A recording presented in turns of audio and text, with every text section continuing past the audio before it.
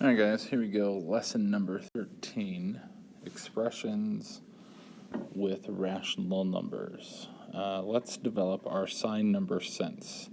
So I can statements. I can add, subtract, multiply, and divide rational numbers. I can evaluate expressions that involve rational numbers.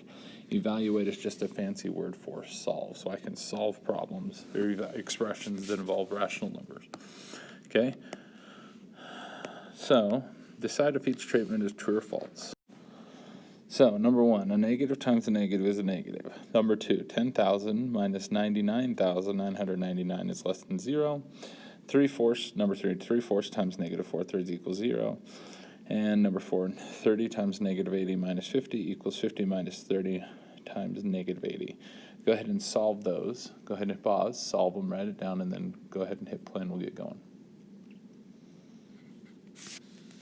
All right, hopefully you've had time to answer the questions, and let's see what you got. A negative, number one, a negative times a negative is a negative.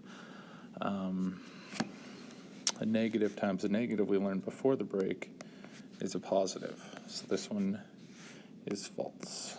Number two, 10,000 minus 99,999 is less than 0. Well, if we type in our calculator, we get negative 89,999, which is true. That is less than 0. 3/4 times 4/3 is not 0, it's negative 1, so that one's false.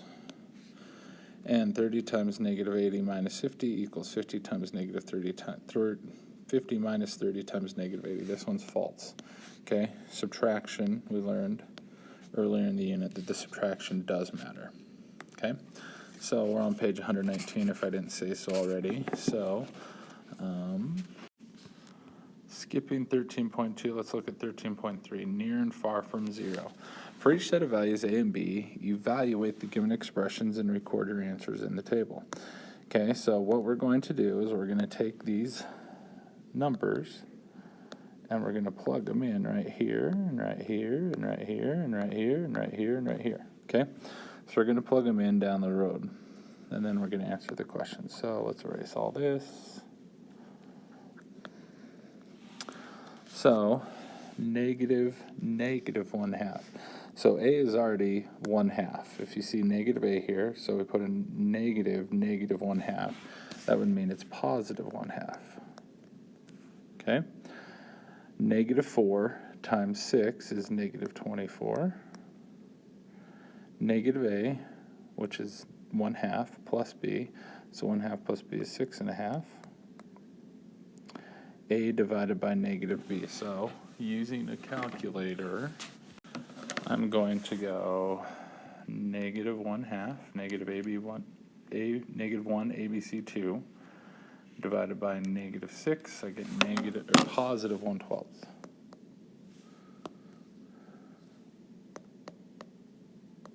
Okay. Negative 1/2 times negative 1/2 is positive 1/4 using my calculator. And then 6 times 6 times 6 is 216. Okay, on the second row, they just switched A's positive and B's negative now. So, negative A would be negative 1/2. Negative 4 times negative 6 is positive 24. Negative 1/2 plus negative 6 is negative 6.5. 1/2 divided by negative 6, so positive 6 is 1/12 again. 1/2 times 1/2 is 1/4. Negative 6 times negative 6 times negative 6 is negative 216. And the last row, they just switched A and B. So now we have negative 6 is A and negative 1/2 is B. So negative A, so negative A would be negative times negative 6, which would be positive 6. Negative 4 times negative 1/2 is positive 2. Negative 6, so positive 6 plus negative 1/2 is negative 1 and negative. Let's try it again. It's going to be positive 5.5. Negative 6 divided by positive 1/2. Let's see, negative 6 divided by a negative 1/2, so positive 1/2. So negative 6 divided by positive 1/2 is negative 12. Negative 6 times negative 6 is 36. And negative 1/2 times negative 1/2 times negative 1/2 is negative 1/8. All right, number two. What has the largest value for when A is negative 1/2 and B is 6? So the top row, the largest value right here is 216. Which one has the smallest value? Well, negative 24. Which one is closest to 0? 1/2? Nope. 1/4? Nope. 1/12. What you can do there is you can just turn them into decimals and see which one's the smallest. 1/2 is 0.5, 1/4 is 0.25, 1/12 is 0.08. So it's by far the closest. All right. Now the next row down. Which one is the largest value? Now it's positive 24. Which one has the smallest value? Negative 216. And which one is closest to 0? Still is 1/12. And the last row, which one has the largest value? 36. Which one has the smallest value? Negative 12. Which one's closest to 0? Negative 1/8. Okay, so if you notice, if you flip the positives and the negatives for the first two row, your biggest number becomes your smallest number, and your smallest number becomes your biggest number, and the one closest to 0 stays the same. Now when you flip the order, it changes a little bit, and you get little different answers. 13.4, a little confusing, so we're going to skip over that. Let's look at the summary on page 122. We can represent sums, differences, products, and quotients of rational numbers and combinations of these with numerical and algebraic expressions. So sums, here's a couple examples of sums. 1/2 plus negative 9 or negative 8.5 plus x. Differences, subtraction problems. 1/2 minus negative 9 or negative 8.5 minus x. Products, multiplication problems. Note 1/2 times negative 9 or negative 8.5 times x. And quotients, which are division problems, 1/2 times negative 9, 1/2 divided by negative 9, or negative 8.5 divided by x. We can write the product of two numbers in two different ways. By putting a little dot between the factors like this, negative 8.5 times x, so put the little dot there, or we can just put them next to each other, negative 8.5x. We can write the quotient of two numbers in different ways as well.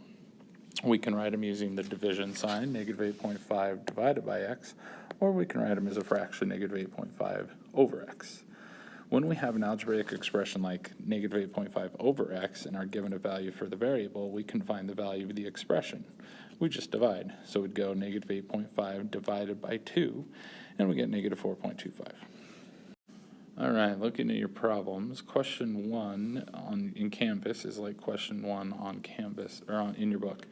A coffee maker's directions said to use 2 tablespoons of ground coffee for 6 ounces. How much coffee should you use for 33 ounces? So find the constant of proportionality and then just multiply it by 33. Same thing with letter B.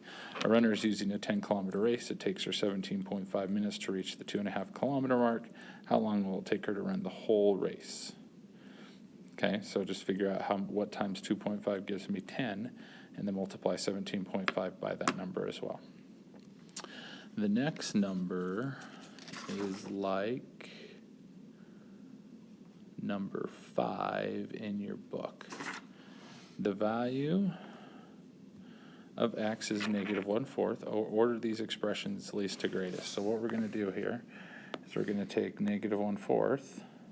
We're just going to plug it in there. So we get negative 1/4. We're going to plug it in there. So 1 minus negative 1/4. We're going to go here, negative 1/4 minus 1. And we're going to go here, negative 1 divided by negative 1/4. And so what you're going to do is just type it in your calculator, these last 3 in your calculators, and then just put them in order from smallest to biggest. Remember, if you have any questions, you can always go ahead and send me an email. Thanks.